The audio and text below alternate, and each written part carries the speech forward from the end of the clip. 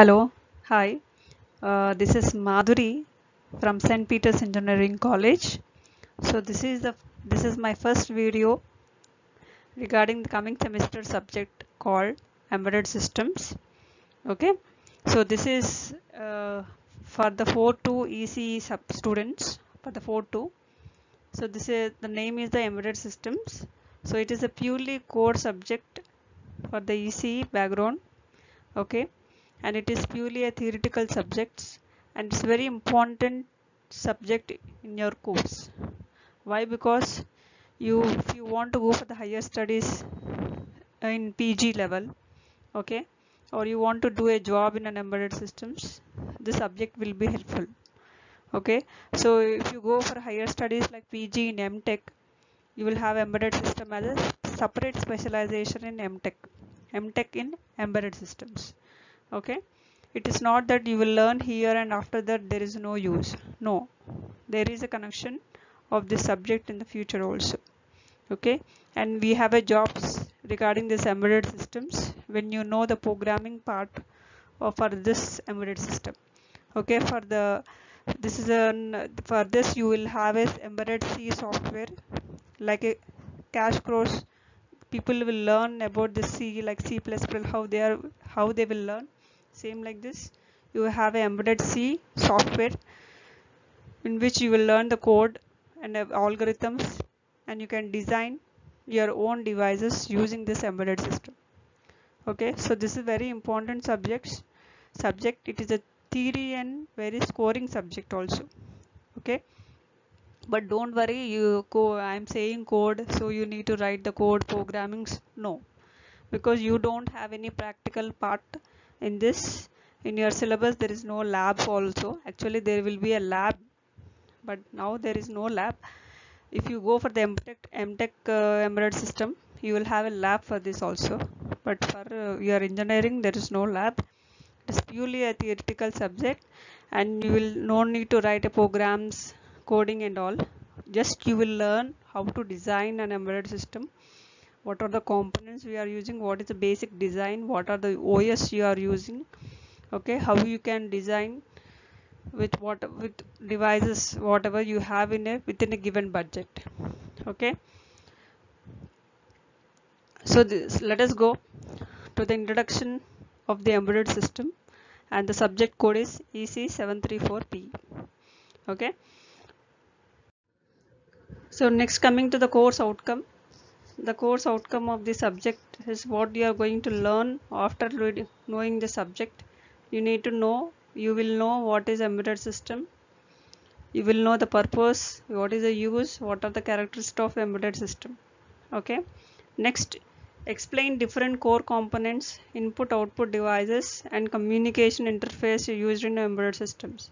What are the core components which is used for embedded, and what are the input and output devices, what are the communication interface. You can add many communication interface like memory, like pipelining method, like you can have any external devices in an embedded systems like sensors, everything.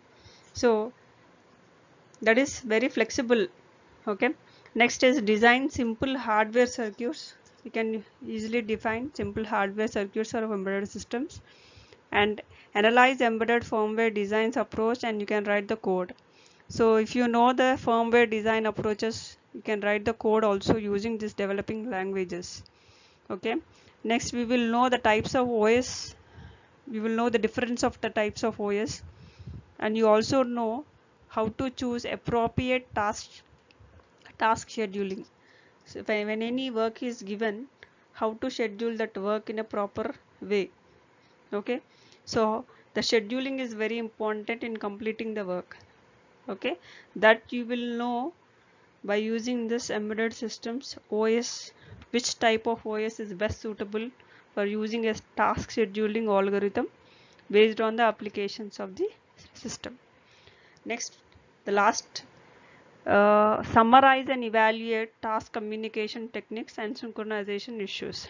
So when any like pipelining method or a serial in serial out method, sometimes the task will be struck due to over number of tasks in a particular period. So that technical issues will be solved.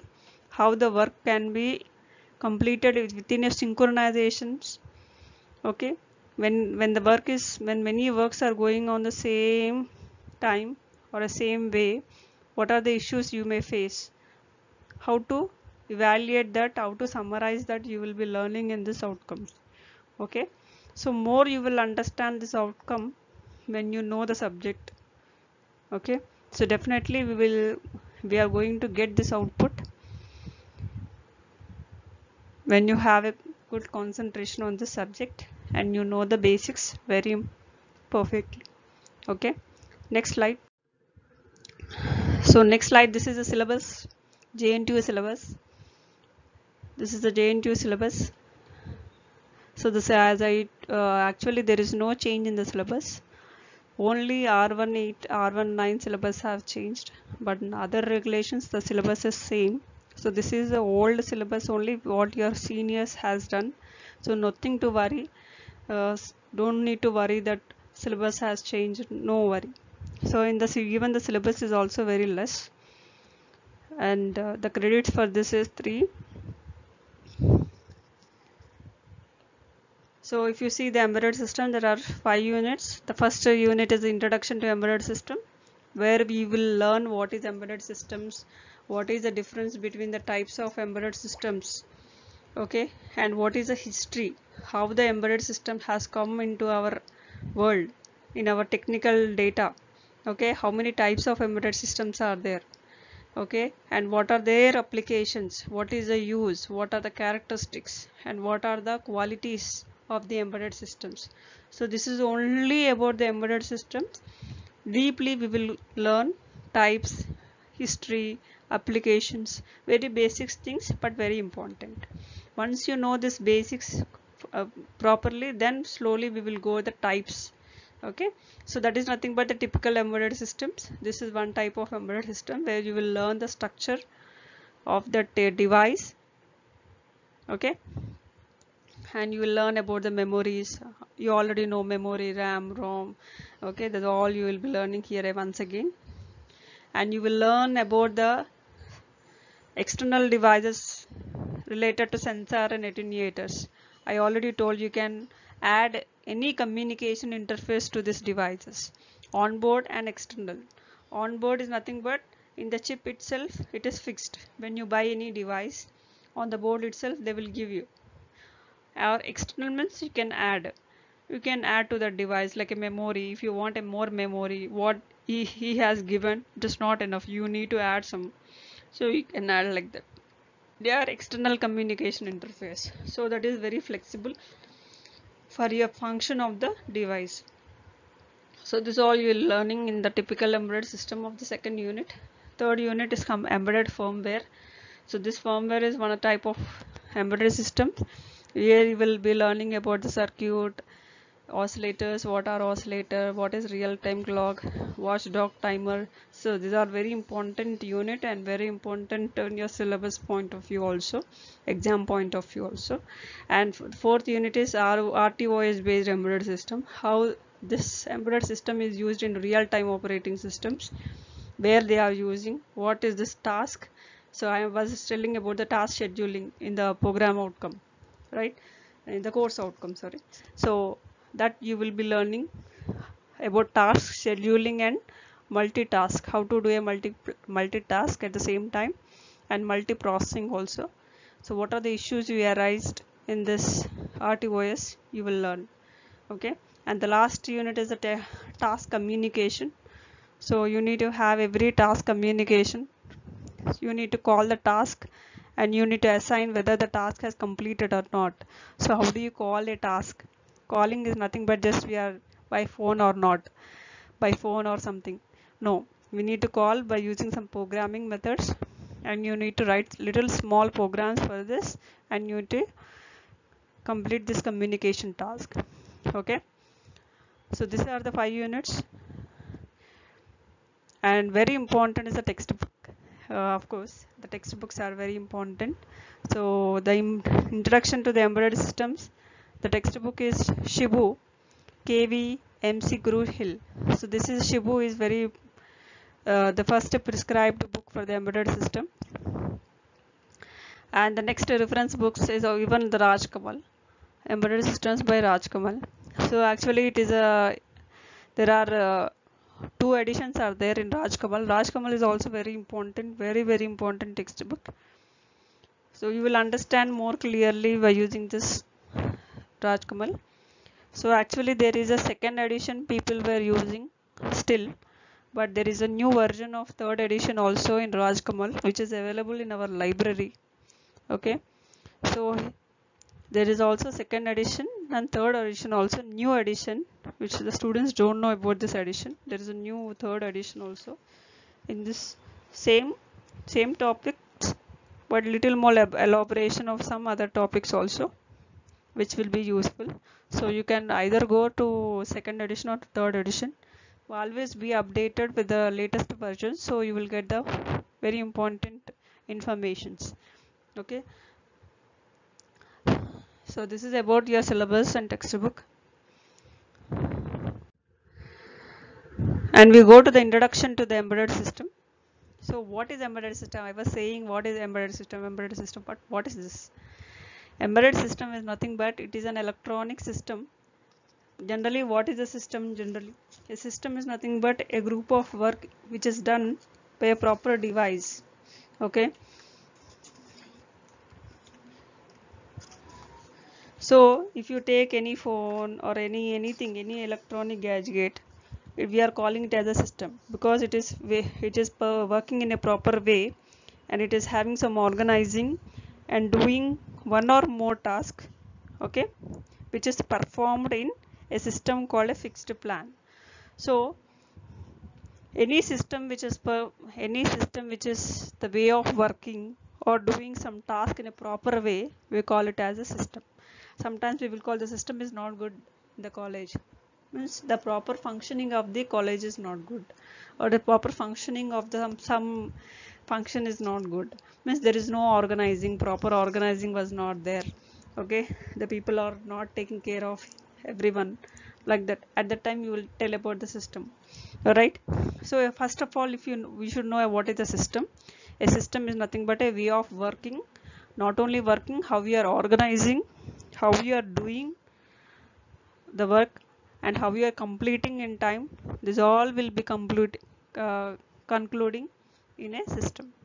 So when your system is ready properly, then your task will be completed within a complete time successfully. So what is an embedded system? So to this system we are adding an embedded, which is nothing but embedded is nothing but an electronic system, means it is an hardware. Actually embedded is nothing but a hardware, but it is also having a software, right? So if you any example, any electronic device is consists of a hardware and software only, na, right? If you take a phone, you have a hardware components like memory, battery, so many are there. But what is the software we are having? And Android, right? And you will have so many apps of software things, right? So every device is having a hardware and also a software. No hardware can become a device, no only software cannot become a device. So always wherever the electronic device is there, there the software will be device, there the software should be there. Okay, so if you take a phone, or if you take a laptop or your system or a washing machine, fridge, every electronic device is having a electronic device and also a software also. Okay, nowadays everyone is having a washing machine, right? We are giving a setting time on it, time slot. In that time slot we are going to finish the work, right? It will tell it takes half an hour to wash and dry the clothes, right? That is nothing but a software we are using there, but the hardware components are also there in that, right? Without that we can't work. So embedded system is nothing but electronic device which will have a hardware and software. So what is that hardware? It may be a microcomputer, it may be a microcontroller, okay, it may be a ARM architecture. This ARM is very important.